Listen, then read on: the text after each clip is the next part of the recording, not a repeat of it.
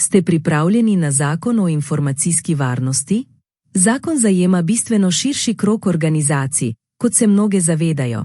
Srednja in velika podjetja v določenih sektorjih, nekatere manjše subjekte ter izbrane javne in infrastrukturne organizacije. 19. december 2026 pa je ključni rok za sprejetje ukrepov. Časa je vse manj, kazni pa so visoke tako za podjetja, kot odgovorne osebe. A največje tveganje niso globe. Največje tveganje so poslovne posledice, izpadi, incidenti in izguba zaupanja. Mnoge organizacije verjamejo, da so pripravljene.